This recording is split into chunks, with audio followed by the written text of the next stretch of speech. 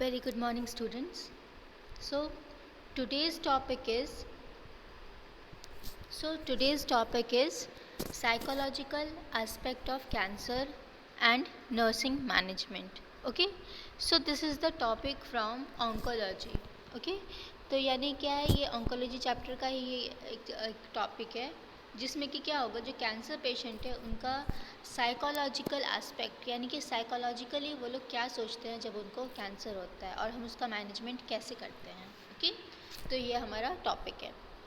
Next is, पहले हम पढ़ लेते हैं कि साइकोलॉजिकली वो क्या सोचते हैं या फिर क्या होता है मेंटालिटी पेशेंट का, कैंसर के पेशेंट का. Okay, so diagnosis of cancer not only just affect an individual but also his or her family members. Okay, यानी कि जो कैंसर होता है उसकी जो डायग्नोसिस जब इनिशियली होती है पेशेंट में, तो वो क्या करता है, वो सिर्फ पेशेंट को ही नहीं अफेक्ट करता है, उसकी फैमिली को भी साथ में अफेक्ट करती है, उसके फैमिली मेम्बर्स को. Okay, when a person lives with cancer, he or she is compelled to learn the meaning of life and death.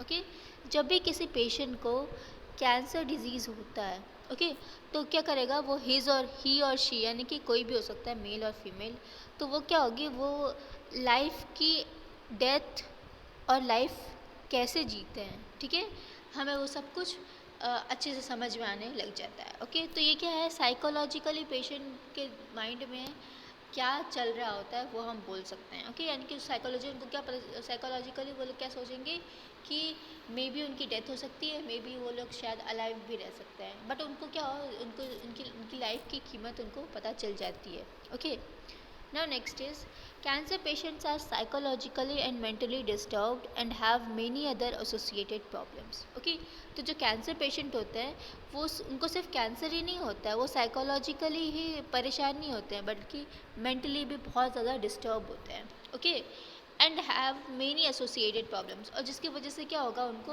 बहुत सारी दूसरी प्रॉब्लम्स भी स्टार्ट हो जाती हैं, जैसे कि स्ट्रेस हो सकता है, डिप्रेशन हो सकता है. पेशेंट क्या होगा, अगर क्रॉनिक डिप्रेशन में रहेगा तो उसकी बॉडी पे भी इफेक्ट पड़ेगा, उसका वेट लॉस होगा. ओके, तो ये सब क्या है, और दूसरी प्रॉब्लम्स भी पेशेंट में स्टार्ट हो जाती है. Therefore, the nurse or a healthcare professional performs the following responsibilities. Okay, so इसी चीज़ को कम करने के लिए, उनका जो स्ट्रेस है, उनका जो डिप्रेशन है, उसको कम करने के लिए क्या करेंगे नर्स या फिर हेल्थ वर्कर,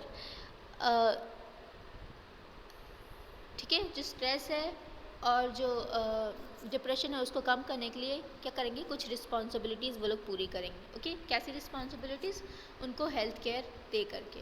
ओके, अब वो हेल्थ केयर क्या क्या होगा, लेट्स सी.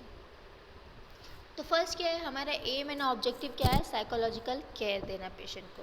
ओके, तो ये हमारा क्या है, फर्स्ट एम है और फर्स्ट ऑब्जेक्टिव है. Okay, so both are same. Okay, यहाँ पे एम और ऑब्जेक्टिव यहाँ पे सेम ही है, so don't be confused. Okay, so हमारा फर्स्ट एम क्या है, provide positive approach for clients. Okay, clients किसके लिए वहाँ पे वर्ड यूज़ किया है, फॉर पेशेंट.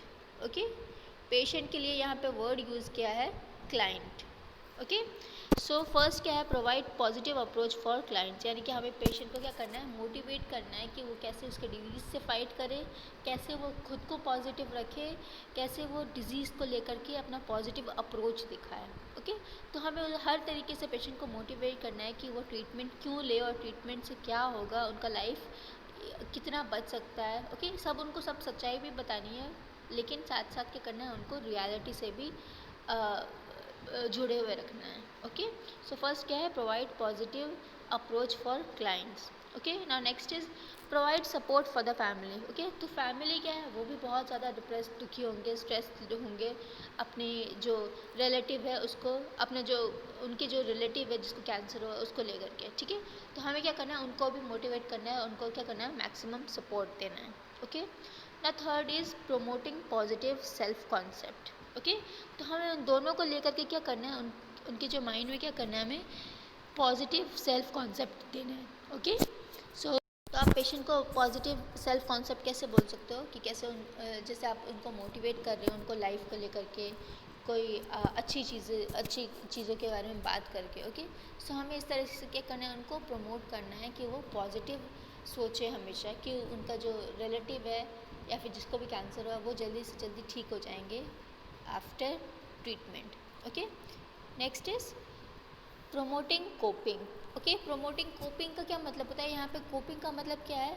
जब भी अगर किसी पेशेंट को कोई डिजीज़ होता है, ओके, तो वो क्या करते हैं, इनिशियली वो लोग इसको स्वीकारते नहीं हैं. ओके, कोपिंग मतलब होता है कि उस डिज़ीज़ को ले करके स्वीकार कर लेना कि उसको ये चीज़ है और उसकी वजह से उसके लाइफ में बहुत सारी चेंजेस आएगी, फिज़िकली भी आएंगी और मेंटली भी आएगी. ठीक है, तो हमें पेशेंट को प्रमोट करना है कि वो अपने सिचुएशन से कोप करे.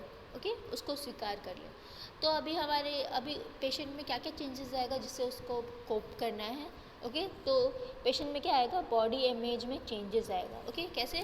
क्योंकि अगर पेशेंट कीमोथेरेपी ले रहा है, रेडिएशन थेरेपी ले रहा है, तो उसकी वजह से क्या होगा? उसका वेट लॉस होगा. ओके, कीमो की वजह से, रेडिएशन की वजह से उसका हेयर लॉस होगा. दैट मीन्स क्या है? उसका पूरा जो बॉडी इमेज है वो चेंज होगा धीरे धीरे. ओके, एंड उसका जो मेडिसिन है वो बहुत ज़्यादा क्या होता है? बहुत ज़्यादा स्ट्रॉन्ग मेडिसिन होता है. ठीक है, तो उसकी वजह से बहुत सारी चेंजेस आएगी उसकी बॉडी में. वेट लॉस होगा, हेयर लॉस होगा, स्किन में चेंजेस होंगी, स्किन के कलर में चेंजेस होंगी. ठीक है, तो ये सारी चीज़ें से उनको अवगत करवाना है. ओके, प्रमोट करना है कि इसके बारे में कि इन सबको स्वीकार कर लें. ओके, नेक्स्ट क्या है? ये हमारा क्या था? ये हमारा 4 एम्स एंड ऑब्जेक्टिव था साइकोलॉजिकल केयर देने का. ओके, यहाँ तक. देन नेक्स्ट क्या है? Psychological modalities to relieve cancer pain. Okay, यानी कि अभी उनको क्या कर दिया हमने? उनको अभी एम्स एंड ऑब्जेक्टिव्स हमने बता दिया कि क्या क्या है उनका रिलेटेड टू कैंसर.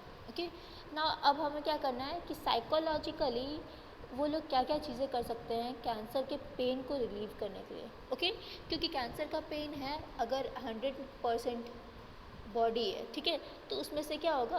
उनका जो पेन होगा कैंसर का वो 90% होता है. ओके, सो ये क्या होता है? 90% पेन होता है, यानी सिर्फ 10% ही कभी ऐसा टाइम आता है जब उनको पेन नहीं हो रहा. ओके, तो यानी पेन को रिलीव करने के लिए हम क्या क्या कर सकते हैं?